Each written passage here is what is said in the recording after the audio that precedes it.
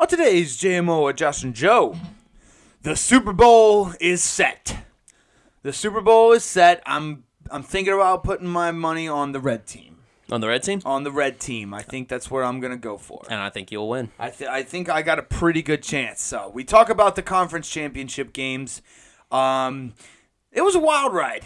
I'm still the worst gambler of all time. That hasn't changed. We don't really talk too much about the Super Bowl because we're gonna save the preview for next week. But we do dive deep into the conference championship games. Talk about that. Then we finish off the NFL with our new head coach hires. Yep. We talk about the vacancies a little bit, right? A little bit. Who Seattle and Washington are still looking for coaches. And who they can't get anymore. Right. The Chargers hired somebody, the Panthers hired somebody, and so did the Tampa Bay the Atlanta Falcons. We go into all that. Then we have a little bit of college football talk. Our boy Kayshon boutte is in some trouble, and it's actually kind of hilarious. It's a little funny. It's pretty fucking funny. We dive into that. We have to. He was our boy. He had a nice freshman year for us. He set some records. He was fucking awesome. Then we go into the NBA. There was a coaching hire that we get to talk a little Pelicans talk. It's not very great. Not so much fun. Mm. And then we have a little bit about Joe and I are kind of out on 60 and 70 point games now. Watered down. It's watered down. We go into the Luka Doncic 73 point game. We talk about the Devin Booker 62 point game. But yeah, we're kind of out. Lost his prestige. Yep. And then we finish off with a little tennis down in Melbourne, Australia. Down under. I am so bad at the accent. We get into that for a little bit. We got some up and comers, man. We got some young talent in the tennis world. That's yeah. All right, let's rock and roll.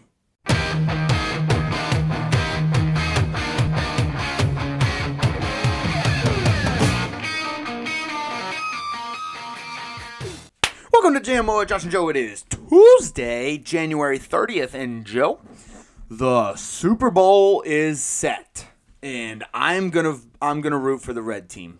You're gonna root for the red team? I'm gonna root for the red team. I've already decided. I'm gonna put my money on the red team. I was about to say, can you do a bet on that? Mm-hmm. Some FanDuel or DraftKings? Yeah. The red team's gonna win.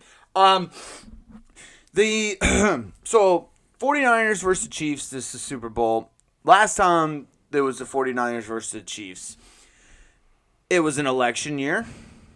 2020. Yep, and we happen to have. Can you remind me what happened after that? I can't remember. Oh, we had COVID. COVID-19. Oh man, so we're in for a real treat of a year this year. That's what that means. Now, if the 49ers win, maybe the roles will get reversed. But I don't know. It's the fucking Chiefs. It's the fucking Chiefs. Taylor Swift's boyfriend's team. What are you gonna do? What are you gonna do?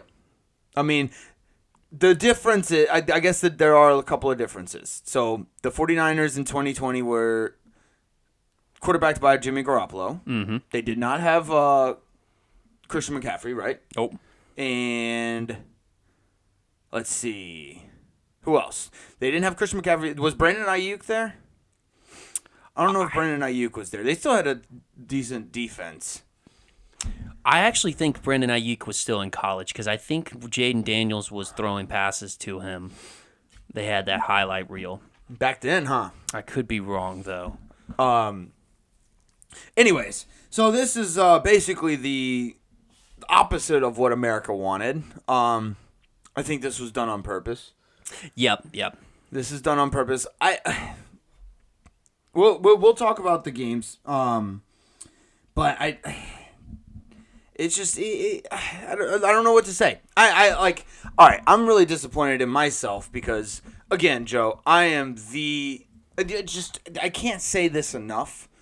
I am the world's worst gambler. Like, for instance, I placed 11 bets on Sunday. I was really excited about them. They were all, like, nice bets. They were, like, the Ravens money line, Ravens Chiefs over. Like, they weren't any, like, parlays or anything like that. They weren't, like, crazy. They were, like, Jahmyr Gibbs.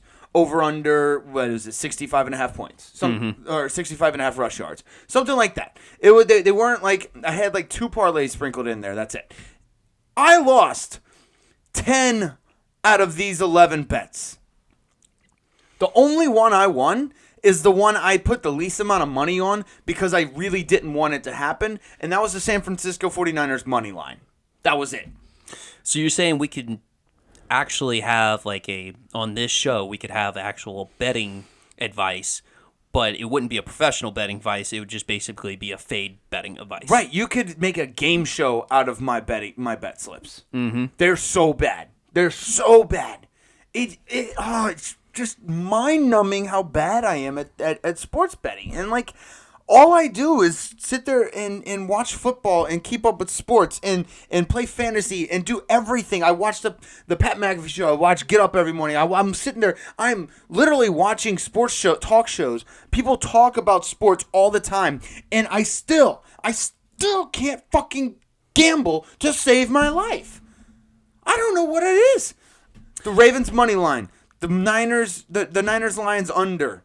The Ravens Chiefs over. Like, I didn't hit any of those.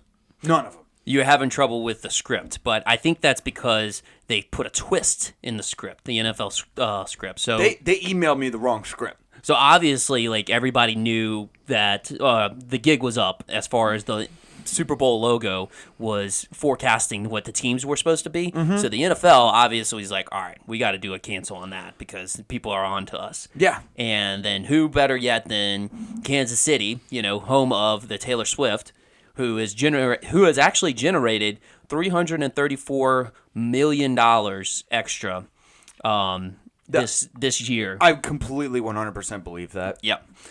Just from basically the amount of time, coverage, and talking about it on shows and everything. And honestly, it's all the hate. Yep. That's how the media works. They thrive off of hate. That's why they promote controversial things. It is honestly the people that bitch about Taylor Swift that is basically giving her more attention. Like, that's what's getting all the views. That's what's getting all the comments, the likes. That's what's getting everything. The dislikes. Yep. It's what's literally generating all of this. You said over $300 million. Yeah, $334 million. $334 million, and most of that's because people fucking hate watching Taylor Swift on their TV. That's it. Because vast majority of the people are the Taylor Swift fans. They're watching it for her. The Chiefs fans are watching for them. But everyone else is watching it because they hate. They just want the Chiefs to lose. Yes. Oh, absolutely. It's funny how the tables have turned because basically when they first reached the Super Bowl, everybody wanted the Chiefs to win and the Patriots to lose. Oh, that's how greatness goes. And it's funny how the Chiefs are just slowly becoming the Patriots. And, like, I guess all the right reasons, but also all the wrong reasons. Whereas the Patriots were hated upon because they were seen as the cheaters, right? They were cheating. They were cheating. Yeah, so, like, I don't know if... Well, nothing's come out yet that the Chiefs are cheating, but... No, I would have to say their hatred is stemmed a little bit more from the off the fields kind of storylines. Jackson Mahomes, Brittany Mahomes, Taylor Swift. Now the girlfriends and wives are watching football because they just want to watch whenever Taylor Swift is happy. Yeah, which is annoying to all the avid football watchers that are actually watching watching football. Now they have to answer questions like how many points is a touchdown. It is getting a little bit annoying. Actually, no, it's not just a little bit annoying. It's very annoying when Travis Kelce scores a touchdown on a fucking amazing catch. How he can move his body around like that is still beyond me. And when I'm wanting to see Travis Kelce celebrating, they pan to Taylor Swift in her box, and that's what they show. I want to see Travis Kelce celebrate. Let me see Travis Kelce celebrate, and then you can pan to fucking Taylor Swift, okay? Or you just back it up. Like, this is technology. You can record it, and then if people really want to see her reaction, you can play it after. I want to see Travis Kelce's reaction. I want to see him celebrate. I don't want to see her celebrate. Exactly. So, and then honestly, I mean, Kelsey and Mahomes been pretty, favorite players throughout in the league. They'd even kind of shed a bad light on themselves picking a fight with the kicker, Justin Tucker, before in the pregame. I kind of loved that though. Oh, did you? Yeah, I kind of loved it. You're picking a fight with the kicker. I don't think they were picking a fight. I think they were just kind of setting the tone for the games. I think that was just like, hey, fuck off, dude. You're in the way of my quarterback. That's pretty much what that was. Yeah. That was Kelsey kicking the balls in the whatever you call the it, helmet, the holder thing in the helmet. That was just Kelsey being Kelsey. Like, he's just like, hey, this Mahomes did it too. I know. I liked it. I thought it was fucking hilarious, and I thought it set the tone. I don't know. I thought it was just a little juvenile. Yeah, and picking a fight with the kicker, like, come on, man. Like, the kickers, they don't do anything. It's Justin Tucker. He's like the skinniest person in the NFL. Exactly. Like he can't. He wouldn't be able to hold a candle to anybody, much less Travis Kelce. Yeah, exactly. It's like, just pick on somebody your own size. Yeah. Yeah, that's true. I thought it was funny though. I thought it was hilarious. Let's just get into the game. Let's get to that segue. Ravens Chiefs. Mahomes was on fire the first half. I think Kelce had like 8 or 9 catches the first half. He had that touchdown catch where he basically Gronkowski'd his body and made the catch. He torqued his whole body the opposite way of his momentum and it made the catch. It was an insane catch. It was an incredible catch. Yeah. It was like the ball didn't really touch the ground in the first quarter. He barely touched the ground in the first half. I think Mahomes was like 10 for 10 or something. Yeah, he was actually pretty. He was on fire. He was on fire, and they were just making all the Pacheco runs with a fucking passion. It's awesome. Zay Flowers was cool for a little bit. He got a little too cocky. I don't know. It was just the Ravens just looked discombobulated almost. I think Spagnuolo did a great fucking job. The defense came alive for the Kansas City Chiefs in the second half. They were all over the place. I don't know. Are the Ravens? Is Lamar Jackson Dak Prescott now? Are the Ravens the new Cowboys? It brings up some questions. Yeah, I mean, all right. Let's get this straight. It was an entertaining ass game. They had Lamar Jackson pass to himself. Yes. That was wild. We had the most dumb fucking pass from Lamar Jackson as well in the fourth quarter. Threw it into triple coverage. It didn't matter if it was a fucking pass interference or not. That was the dumbest fucking call that was the dumbest throw you could have made. I don't know. The Zay Flowers fumble was pretty tough. That one. I really do think that the game would have gone in the Ravens' favor if he had made that touchdown.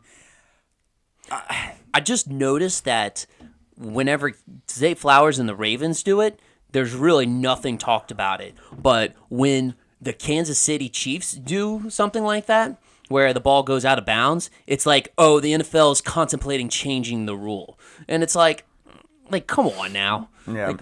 I know they're maybe a little bit different because Kansas City did recover the ball in the end zone, but I don't know. It's that kind of got me a little fired up, but yeah, that's a tough fumble. Tough fumble. Brought Zay Flowers down a little bit. He was getting a little obnoxious. He was getting emotional because he did have that taunting right before on that same drive, which is stupid. But that's a different conversation. But you gotta love what Joey Burrow said. Yeah, no, that's what I'm saying. I'm with Joe Burrow. Yes, let them taunt. Yeah, let them taunt. I'm down. That's a movement I can get behind. Yeah, I can tell that there's a hatred from him against the Chiefs. Yeah, he doesn't like the Chiefs. Yes, this rivalry is going to keep going. He hasn't been in Cincinnati long enough to really, really hate the Ravens just yet. He will, but he's just had he's in his short history in the NFL, he's had more beef with the Chiefs. Yeah, let the boys taunt. I mean, if it was up to me, do you remember NFL Blitz back in the day on the N64? Where you were able to, like, body slam people? I'd be cool with that, but that's just me. At least let the boys taunt. That'd be a hell of a celebration. That's what I'm saying. Like, do you remember the guy just jumped up and, like, just basically just put his ass into his chest from, like, 6 feet up? Just WWE style? Yeah, just, I'm talking punish the guys. That would be my solution to it. Let's see. Good old MVS. MVS is always there for a clutch catch or two. Always. He's either really there for you clutch or he's really not there for you clutch. It's like one or the other. Yeah. Let's see. The Buffalo game, he came in clutch. He had 2 great catches, and then this one he had that great catch in the fourth quarter. Basically just kind of sealed the deal. Towards the end of the game. I think they just went into victory formation after that. I don't know. At that point, I was pretty drunk, and I was not feeling myself. I had half of my bets did not. Like, I had 6 bets on that one, and 6 bets on that game, and 5 bets on the San Fran Lions game, and all 6 of those bets missed. And I was not feeling too great. Yeah. It was not good. Yep. No, what was I going to say? I thought it was right before that MVS catch, I think something that got a little bit overlooked was the high IQ play by Roquan Smith. So if you remember, they had that penalty, I believe. It was a penalty that made it 1st and 5 on that last drive for the Kansas City. There was a penalty, and there's 2 minutes and 28 seconds left, and it's 1st and 5, and Roquan Smith jumps purposely off sides. Now, his problem, he probably shouldn't have done it as physical as he did because he got unnecessary roughness for 15 yards. But the point was to get it to 1st and 10, and that way they don't get that first down as easy. Right. Because remember, it was really just 1 first down, and then that's it. After they run out of timeouts. There was 2 timeouts left. There was 2:28, so obviously the 2-minute warning.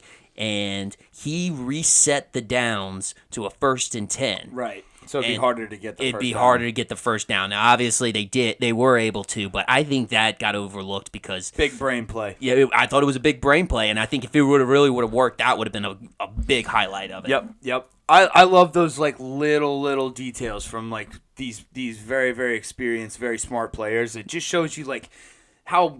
They're the reason why they're in the NFL. Yeah. They absolutely not only are they just physically bigger and more talented than us, they're smarter than us. They know the game. They breathe, eat, and sleep the game. Like, This is a part of their DNA is football. Mm-hmm. I love it. I love those things. But yeah, it was tough. It was like I said, it was a pretty good game. I didn't like it because I lost a lot of money on it, and we got to watch the Chiefs again. Yeah, I think it's becoming one of those if you can't beat them, join them things for me. I'm just like slowly morphing into like this like secondary Chiefs fan. Call me bandwagon or whatever. I can't take any more of this. Like I won money on them last year in the Super Bowl, but I've bet against them multiple times this year, and I have not. It's not gone well. So yeah, I don't know what else to do. I really don't. You got anything else on this game? It was a good game, I guess. No, it was. I think you got to question Lamar on this one. I mean, and rightfully so. I think he's been. A lot of people have criticized him in the past because he hasn't gotten to this point. Regular season Lamar. Yeah, and I think that was justified. In a sense, and maybe sometimes it wasn't, but yeah, now at this point we've got enough sample size. Like this, if there was a team that he really should have taken to the Super Bowl, it was this one. It's definitely this one. I mean, the defense held Kansas City to 0 points in the second half. You've got to score something other than 3 points, right? And I get it. You may be able to throw some of your receivers. You had Mark Andrews back. Zay Flowers is a beast. Odell Beckham made a couple of catches. Like you have Isaiah Likely. You don't really have too much of an excuse now. Mm-mm. Like you can't blame you can't blame the offensive line. You can't blame the receivers. Sure, you had Gus Edwards running the ball, but you are the running game. I don't know. You can't rely on his arm. Cannot rely on his arm. Yeah, I felt like he was in the pocket like 5 seconds too long each play. Every play, it seemed like he was just trying to like buy time. He was trying to Patrick Mahomes it. And sorry, you're just not Patrick Mahomes. And also like Patrick Mahomes it by going for the deep play instead of sometimes settling for that shorter open man. I was just about to point out, I forget what point in the game it was, but Patrick Mahomes, there was a play where it was 3rd and 5, and he was running all over the field. And he, at the very last second, he was getting tackled, and he dumped it off for 5 yards to Travis Kelce. Yeah, and it was a very, very critical first down in the second half that they needed. I think it was part of the drive that iced the game, but don't quote me on that. I can't remember. I just remember him like just running around for like 15 seconds in the backfield, finally dumping it off instead of trying to do the deep ball like he wanted to. Yep. But yeah. You got anything else on this one? Congratulations, Chiefs. Let's see. Let's get to the 49ers Lions. This might be the worst way to lose the NFC Championship game of all time. This might be the worst. Like, if you're a Detroit Lions fan after the first half, you are feeling like you can conquer the world. Like, you are on top of everything. You are the sun. Basically, you are an entire galaxy. You can do whatever the fuck you want. And then you have the third quarter. Yep. Third quarter, not great. Not great. But let's talk about the first half. Jameson Williams is so fucking fast. He had that run where he just basically was getting tackled the whole time, and he just kept powering through, and then speed took over. Yeah, he just kept outrunning the tackles. Exactly. He's just too fucking fast. Jared Goff looked great. Like they're fucking Jahmyr Gibbs played well. David Montgomery was running the ball well. Like it was just they were clicking on all cylinders. They looked like a well-oiled machine. And then something happened the second half. Something happened. I know Dan Campbell made a couple of bonehead calls. Probably should have kicked the field goal. At one point, I will say this. I broke down the 2 fourth downs that they were talking about as far as kicking the field goal. And actually, some people argue that there was 3, but I think that last drive was you have to score a touchdown on that one. Yeah, you got to. But I have another issue with that play. But the 2 fourth downs that most people were talking about, so there was 4th and 2 at the 28-yard line. Score was 24-10. Third quarter, 7 minutes left in the third quarter. And it ended up being an incomplete pass to Josh Reynolds, who should have had it. It was in his hands. He dropped it. He dropped it. But I was okay with that 4th down, going for it. I thought that there was a lot of momentum still on their side. I didn't think that there had been that much momentum shift in the game. I think that would have been a good time to really put the game away, as if they would have scored that touchdown. Also, Dan Campbell's been aggressive all year. He's been aggressive all year. And it's 4th and 2. I mean, as far as analytics go, that's a pretty high odds as far as converting that type of fourth down. Now, the second 4th down. 4th down and 3, sort of the same distance-wise and yard lines. It was a 30-yard line. Score was 24-27. Fourth quarter, 7:39 in the game. Incomplete pass to Amon-Ra St. Brown. Really bad pass. Jared Goff was running out of the pocket, threw across his body. I thought that was a bad 4th down. That's the one. That's the one I was talking about. That's the one you've got to you've got to make it a 27-27 ball game, especially with the momentum that they had generated. I mean, just from those 2 4th downs, that was 17 points unanswered by San Fran. Right. You gotta take those points. So that's my breakdown on both of those.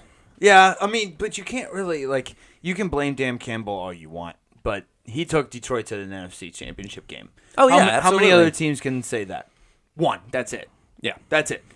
All the other what, 14 teams, you can suck it. Like you can't say anything. So it's.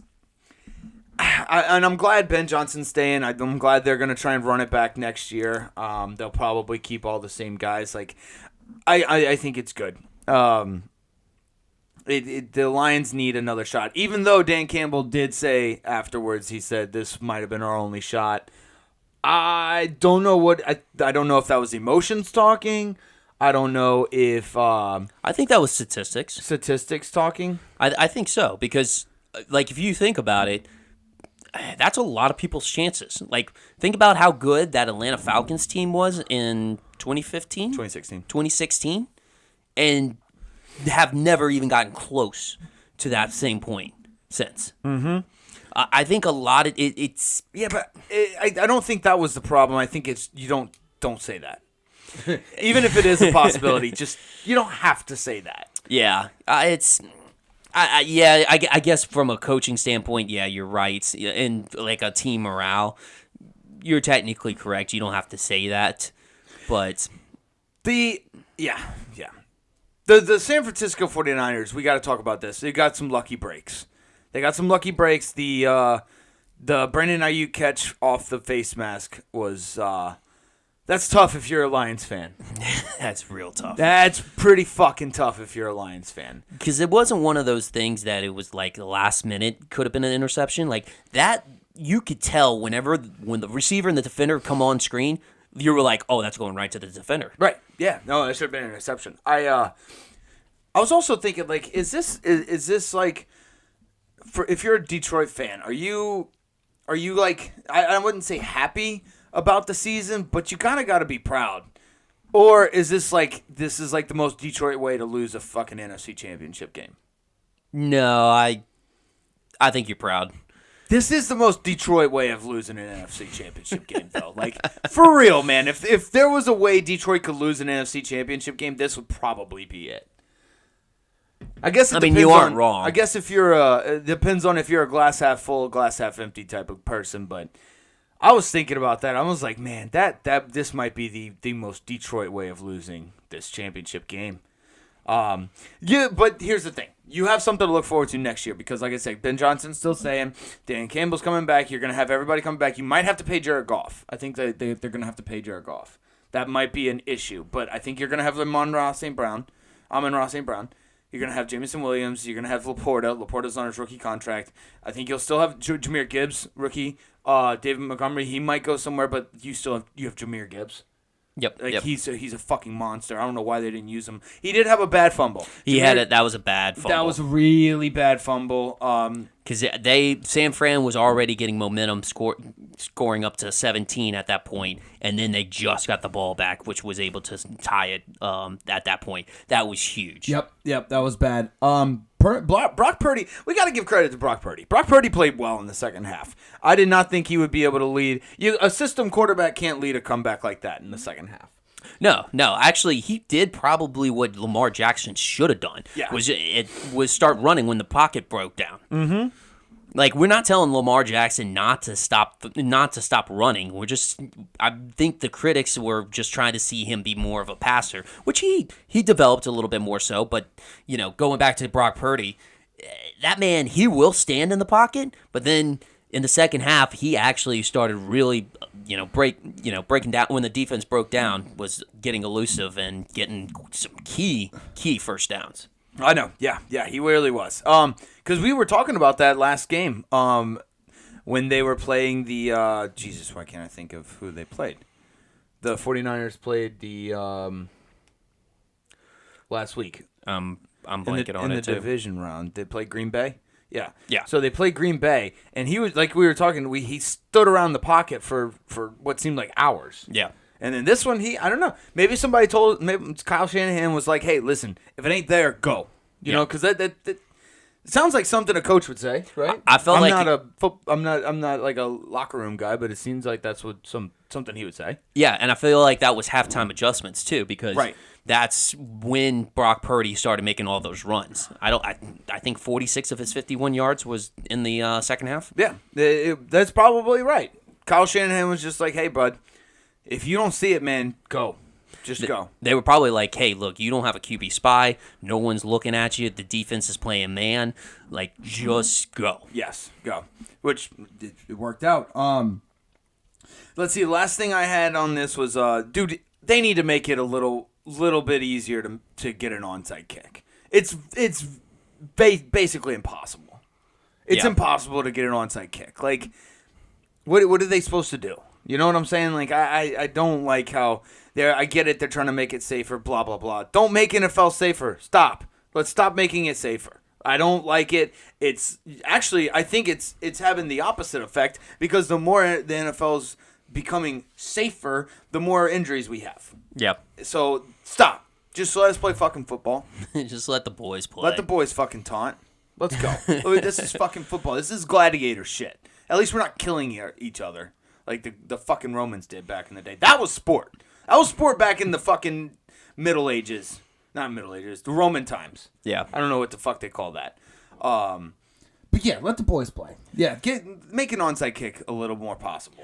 Yeah, because then that honestly eliminates the fact that, and teams are doing this now a lot more so, is they're saving all of their timeouts for the end. Right. They're saving their timeouts, and that's the thing. They have to. They can't rely on the onside kick anymore to be like maybe some backup plan or last-minute plan. It's literally you have to save all the timeouts, which unfortunately Detroit failed to do, which I thought this was the biggest coaching blunder. If there was any big error or big coaching mistake, I thought this one was it, because they at least had a chance to keep themselves in the game.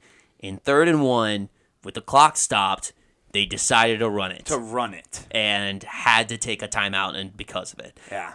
You throw the ball. Throw it. You throw the ball. If you don't get it, I mean, I'm all for scoring a touchdown on that play. There was some people that were like, once they got to the red zone, they should have kicked a field goal to save time. And I was like, no. If you're in the red zone, you try to score because unless you get to 4th down, because you just don't know if you're even going to be able to get to have another touchdown. But yes, you pass on that play. If you don't make it, then you kick a field goal. Then you got 3 timeouts, and you still have time on the clock to go try to get a touchdown. Or if you score a touchdown that play, then you got 3 timeouts to try to stop them, and then kick a field goal, which is even more high probability. Yeah, you could. You're absolutely right. It wasn't Dan Campbell's finest game. No. Let's put it that way. It wasn't his finest game. But again, the Lions made it to the NFC Championship game. Something that 14 other teams can't say. That's true. So, you got anything else on this? That's about it. All right. Let's get to other NFL news. We had a couple of coaching hires. First and foremost, Jim Harbaugh to the Chargers. Congratulations, Chargers. You will be in the AFC Championship game in 2 years. In 2 years? Yeah. I think they'll make it to the AFC Championship game in 2 years. Yeah, but I think you're thinking that's going to be the same roster as what we see he's going right to have now. Justin Herbert. That's it. I mean, he will, yes. Yeah, that's all I'm worried about. Okay. Yeah. So I think he's going to have Justin Herbert. I don't think he's going to have Austin Eckler. I don't think he's going to have Keenan Allen. I know they're going to go through some roster changes, but I think that Jim Harbaugh, during their rebuild next year, will get to the playoffs, possibly make it past Super Wild Card Weekend into the divisional round, and then the year after that, that's when he makes the step up and he wins in the divisional round and goes to the AFC Championship game. So not only Jim Harbaugh, but you also are doing some Justin Herbert glazing. Mm-hmm. Yeah. Oh yeah, we're using glazing now. Yeah, glazing's apparently a thing. Is that a thing now? I'm too old for this shit. Yeah. Yeah. So I'm glazing. What does glazing mean?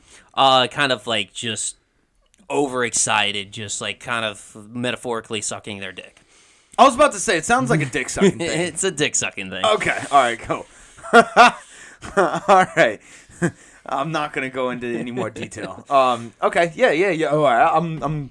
I'm glazing the fuck out of the Chargers, dude. Glazing so hard. I see that. But no, I just think, I mean, they're $45 million over the cap right now. There's going to be a high turnover because Jim Harbaugh is going to want to have his players come in there. Not saying that they won't have success. I think it's going to be a little further than 2 years out. Okay. That's fine. But I mean, if you're a Chargers fan, well, all, 45 of you. Oh, that's, yeah. That's being generous. That's being generous. Okay, so they have 32 fans. All 32 of you are excited as fuck. You know this, right? Yes. Also, you actually know 45 because they might have some bandwagoners from Michigan. Yes. I think they'll have some bandwagoners. So we'll say 45. 45 fans. Yeah, it'll be great. But it'll be great. And I'm sure there'll be a couple of San Diego fans that still like them. Or maybe like kind of turn back to him, be Yeah. just like, hey, okay, I'll check them out now that they got Jim Harbaugh. Right. Like, I wish that would have happened whenever they were still a San Diego team, but at the same time. They got Phillip Rivers for a while.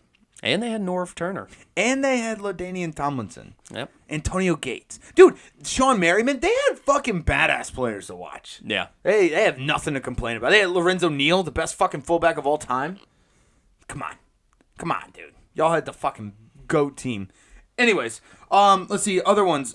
Who else? Carolina hired Dave Canales. Okay, cool. I'm okay with that. We're gonna beat the piss out of Carolina every fucking year. Yeah. No, I was not surprised it was not a big name for Carolina. That made complete sense because nobody's going to want to go play for David Tepper. Fuck no. Tepper's got to start all over again. Yeah, they're probably people were in fear of probably during the interview process of getting a drink spilled on by him. Right. Yeah. They were. That's what they were scoping out. Was he drinking anything in the interview? Yeah, like with an open cup. Yeah.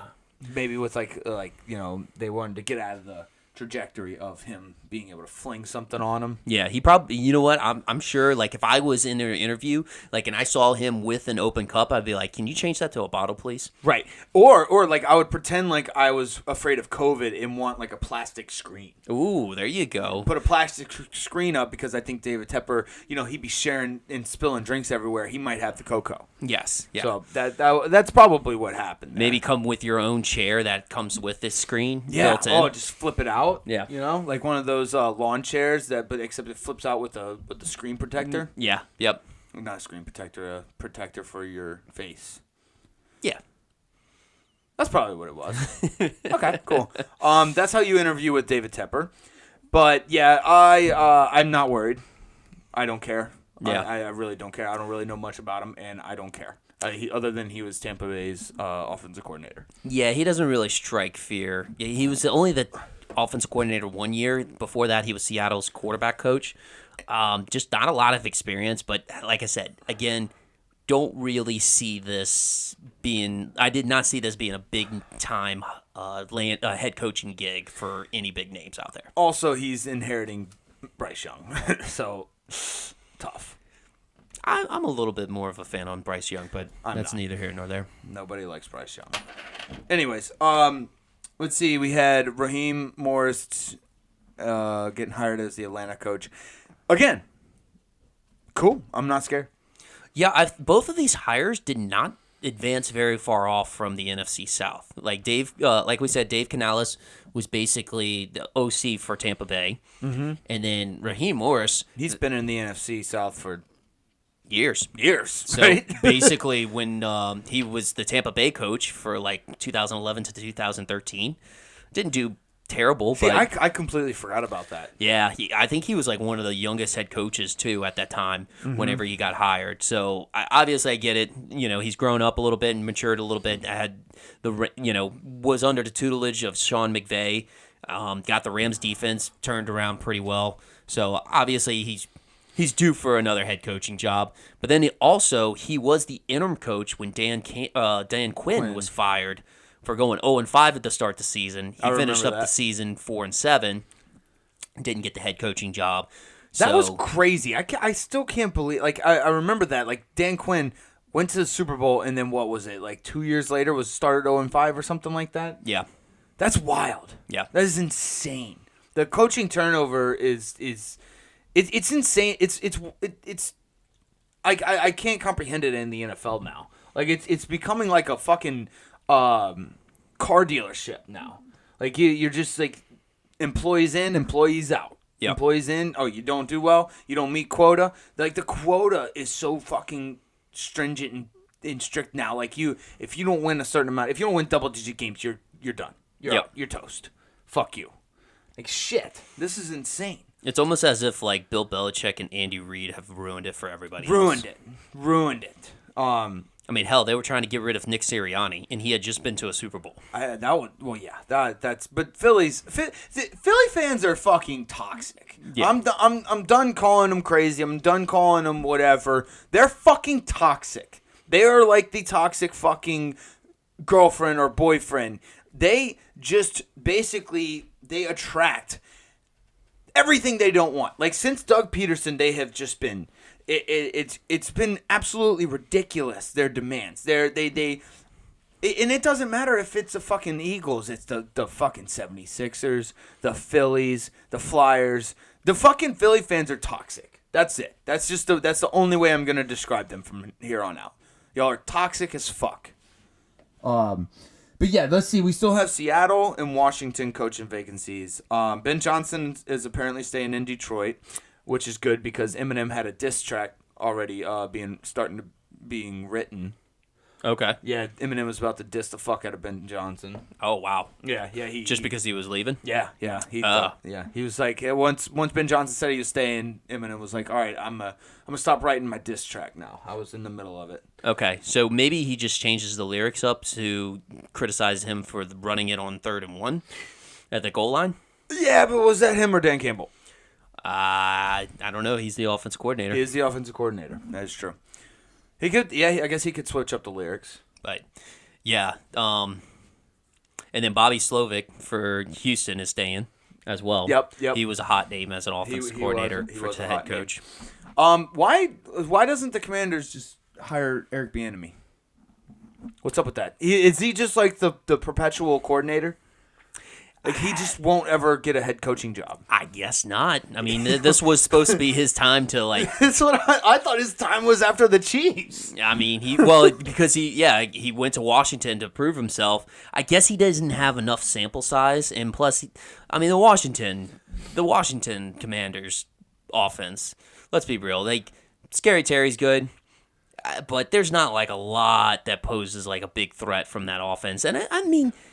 Let's also on the contrast on that side, Sam Howell was leading the NFL in passing yards for most of the season. I don't know about most of the season. It was like a good bit of the season. He was for the first half of the season. He was really good. Yeah, he was really good. So I mean, to your point, like that for your argument.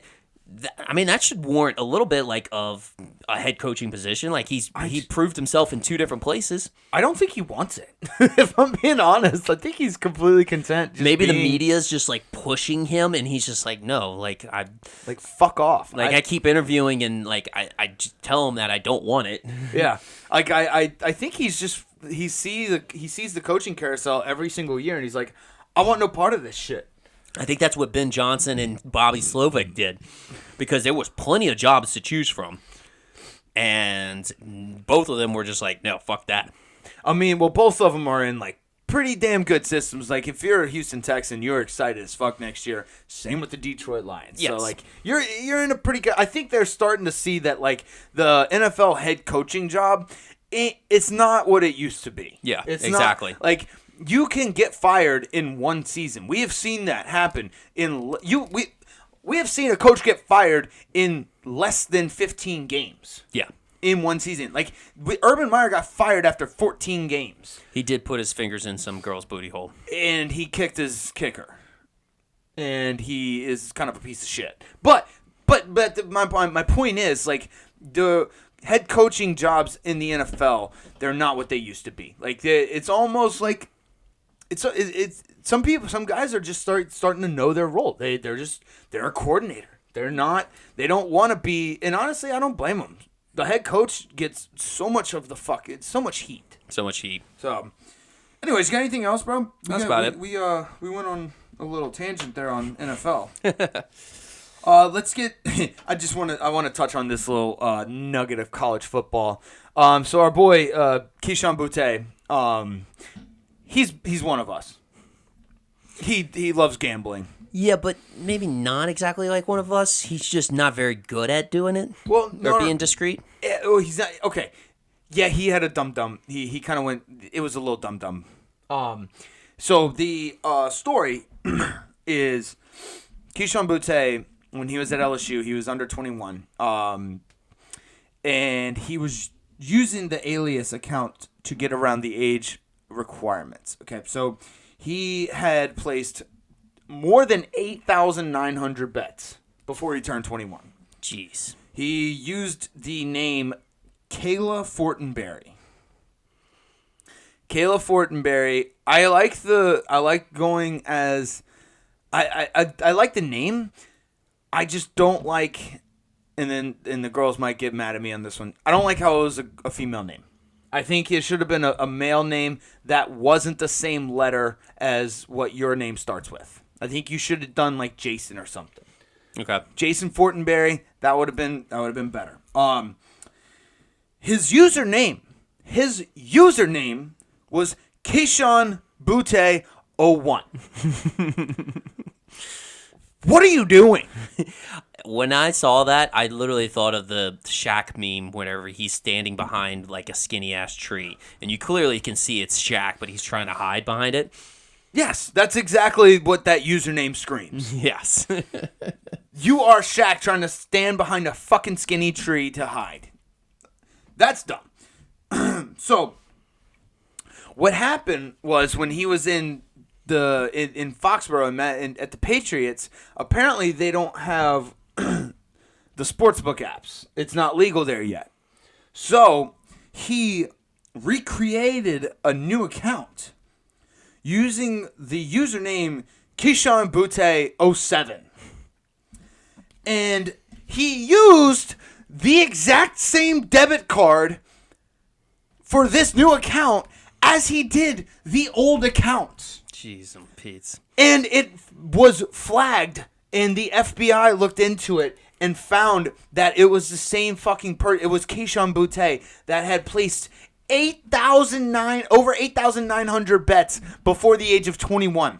He deposited a grand total of $132,000, $132,147, and won up to $556,267. That was his total, his max. He ended up withdrawing $50,282. This man gambles. This man is addicted to gambling. He's addicted to gambling. 1-800-GAMBLER. Like he has some problems, but I mean, I can relate. I got these problems. He had quite a bit of problems at LSU. He did. I mean, what he had? I think he got a couple of girls pregnant during that time. Well, when you have like a record-breaking freshman year, you know that just happened. No, I get that. That actually, I mean, that was the least of it. He also apparently there was that scandal, allegedly during the bowl game, not last year but the year before, where him and quite a few other assistant coaches end up going to town on sex this party. Yeah, right? on that one student or one athletic assistant. Yeah. And so allegedly. Let's point out allegedly, but it was at a sex party, I think. Yeah, I think that's what it was called. it was. But I feel like there could be a docuseries on him alone. Yeah, I agree. During his time at LSU. And the fact that this was before NIL deals, and he had $132,000 to just deposit into these accounts and bet over 8,900 times. Also, did you look into what bets he actually made? No, I did not. So I didn't get the description on all of them, but he actually did bet on LSU games too. Oh yeah, I saw he did have some bets on LSU. I think it was 6 bets though. Yeah, and which honestly, I was like, you know what? When I first looked at it, I was like, you know what? That kind of makes sense because he stunk his last year at LSU. It was Brian Kelly's first year, right? And I was just like, man, like that was a terrible year. And I was like, oh, he was trying to throw the games.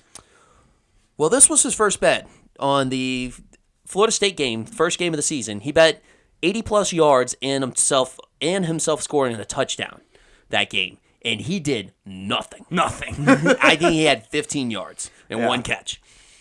I was like, okay, well, I get you bet on yourself, but come on, you got to at least produce. Yeah, do something. Like, that's just kind of insult to injury like at this point. And here's the thing. You knew the game plan going into this. Yes. Like, you kind of dumb, ain't you? You ain't the smartest person, huh? Well, clearly. Yeah. A couple of girls pregnant in the same year. Whew.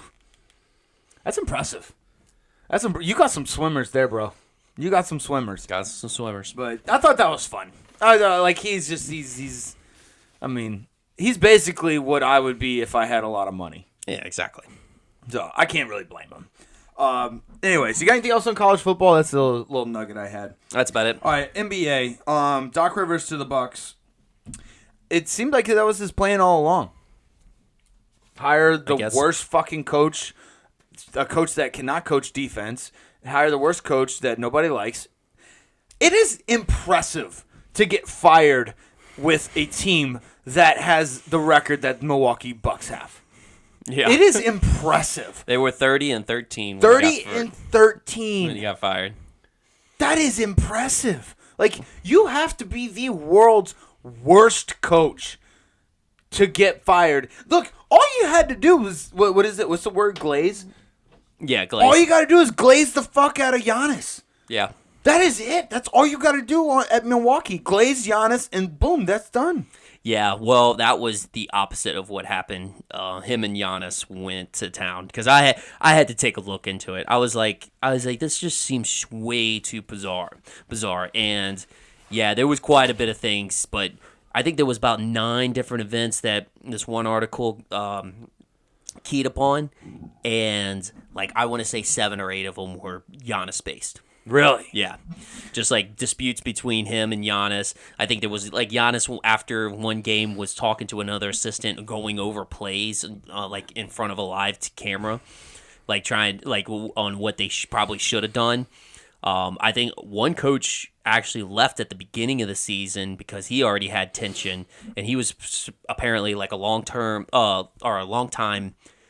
offensive genius that kind of ran more of the offensive plays and just left at the 2 weeks before the season started because they got into like some arguments and such. So it just wasn't a good situation.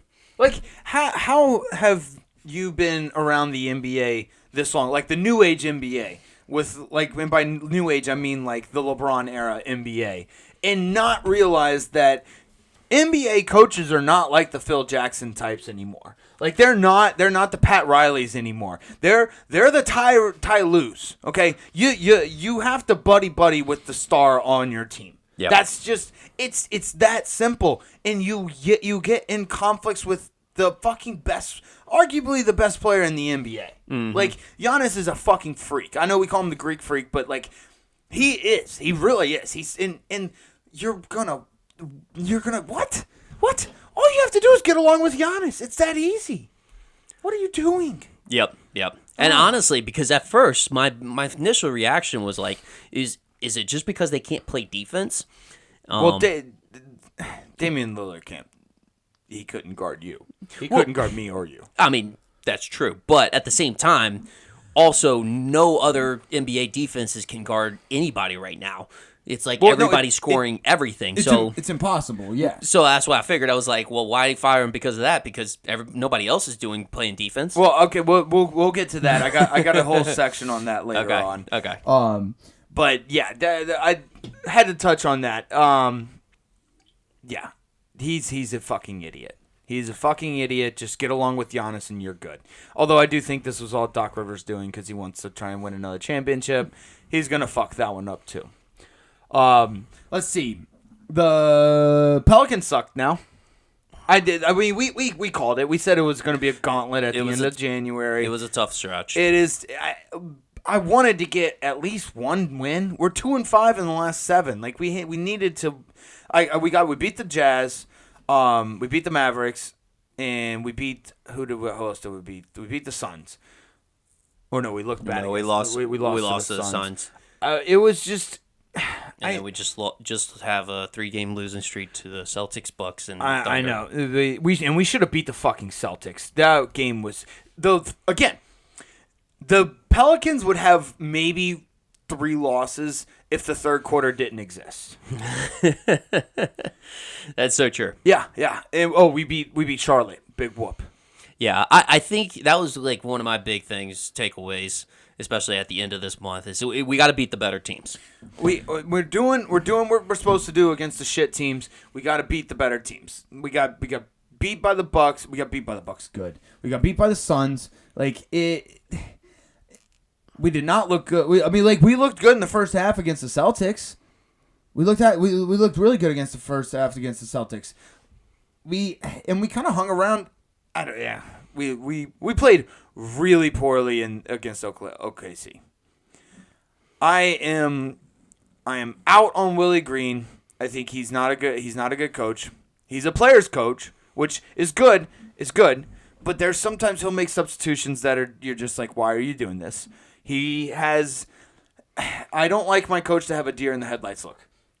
Unless you're Ty Lue and you have LeBron James. That's the only time you get a deer in the headlights look. Ty Lue might have the most captivating deer in the headlights look of all time. Well, I was about to say, I think that's just his natural look. He has no idea what he's doing. That's why he just relies on LeBron. And he's a perfect example of, dude, just buddy with your superstar. Just be buddy with the best player on your team, and you'll be fine. Ty Lue. Perfect example of that. Well, I mean, now he's at Clippers right now. I mean, he does the same thing with all the stars over there. Yeah, I mean, he's got Paul George. He's got Russell Westbrook. Kawhi Leonard. He's kind of a glue guy almost. Just be a glue guy. That's what the NBA teams. That's what the NBA wants these days. Like, I love Tom Thibodeau, but like, he's not going to work. He's not going to work. The Knicks are going to get beat in the second or third round of the NBA playoffs just because you don't have that superstar that you need to win in the NBA these days. He's got like a Villanova team. Like it like, you remember last time Villanova won the championship. That was just Jay Williams, right? Yeah. That was his final season. He had the team playing like a fucking unit. He didn't have like this big budding superstar that was taking all the points. That whole team played like a unit. That's basically what the Knicks are playing like. It's like they have Julius Randle that goes off. Jalen Brunson's obviously averaging over 30 points a game. Yeah, I get it. But they got Anunoby that's playing very well. Hartenstein's playing very well. Quickly's playing very well. Like I think Brunson was on that team. On the Villanova team? Villanova team. I think Josh Hart was too, right? Josh Hart was too. Yeah, Josh Hart was too. But what I'm saying, like they're just playing like a unit, and unfortunately, I love that. I love that style of basketball. That's why I love college basketball so much. But unfortunately, it just doesn't work in the NBA. You need a Giannis, you need a Jokic, you need a LeBron, you need a fucking Steph Curry, you need a KD. Like, you got to have those guys. Yeah, gone are the days of the Detroit Pistons whenever you could have a Chauncey Billups, yes. Ben Wallace, Tayshaun Prince, Rasheed Wallace. Yeah, dude. Oh, man. Yeah. Rip Hamilton. Yeah. Oh, I love that. It was like none of those were like superstars in the league. They were really good stars in the league, but they just were none of them, like you said, superstars in the league. Yeah, dude. I love that team. That might be one of my favorite NBA teams of all time. Of course. But anyways, let's see. Luka. Yeah, let's get to you, Luka. Luka Doncic, 73-point game, stole Devin Booker's thunder. Love it. Because the Suns actually lost to the Pacers that day. So Luka Doncic scored 73 on the same day that Devin Booker scored, 60? 62. 62. The difference is the Mavericks were playing to win that game. They were just utilizing Luka like he was supposed to. The Suns just kept trying to feed Devin Booker the ball so that he could score 70, 80 points. That's the difference. And the Suns lost and the Mavericks won.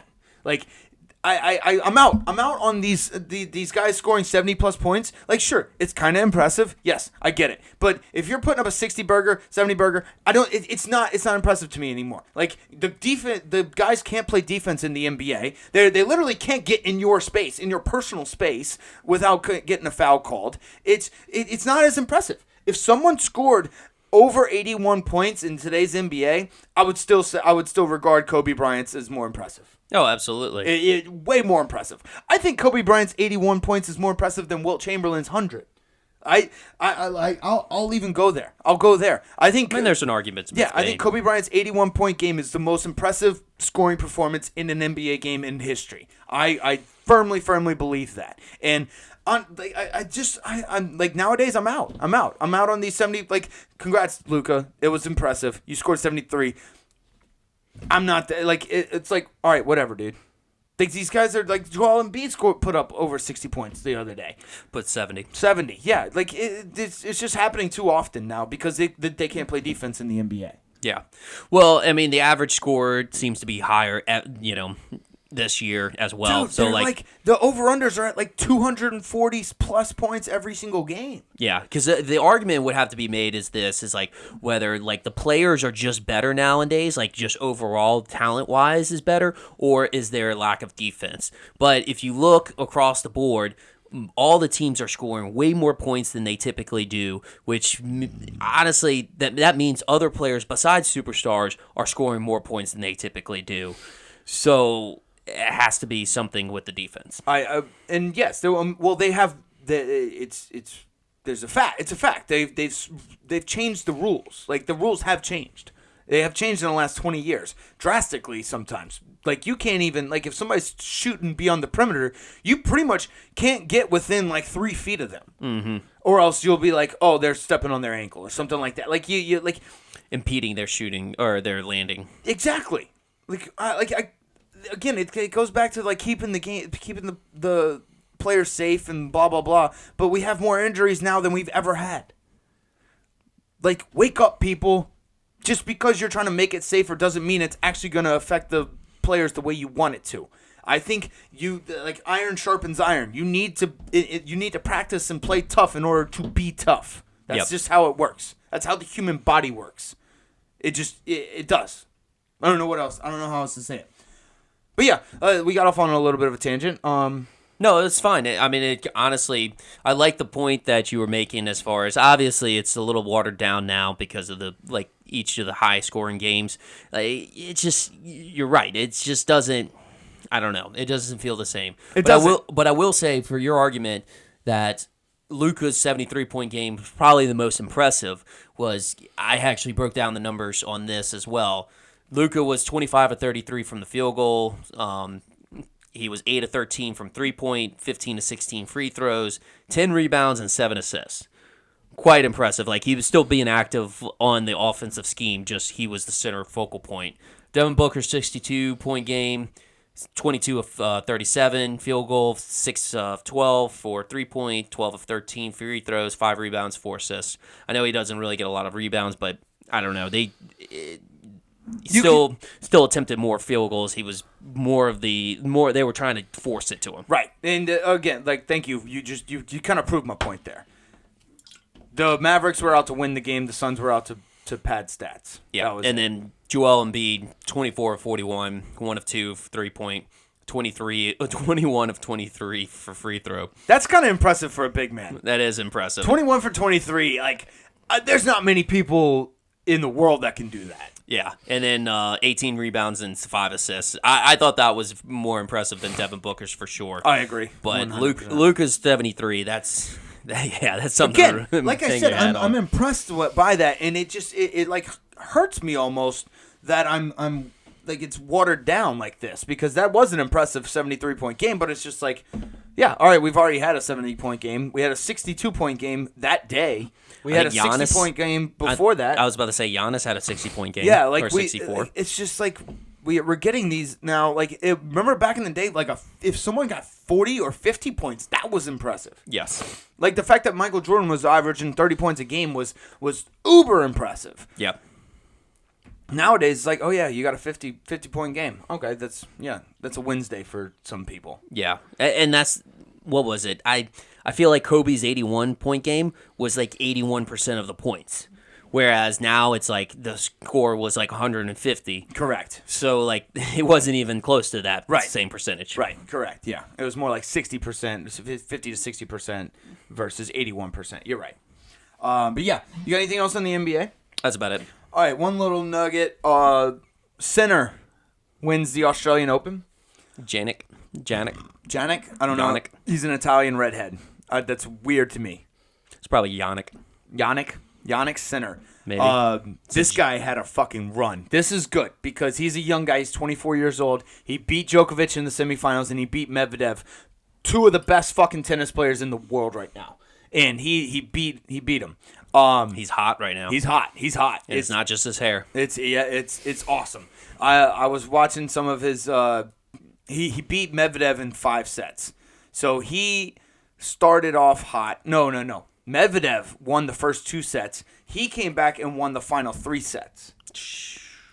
And and he beat Djokovic the round before. So I like it. We got some new, young, budding tennis stars that are coming in. Alcaraz is still he got knocked out in the quarterfinals or the round before that, I think. But he's young. He's still good.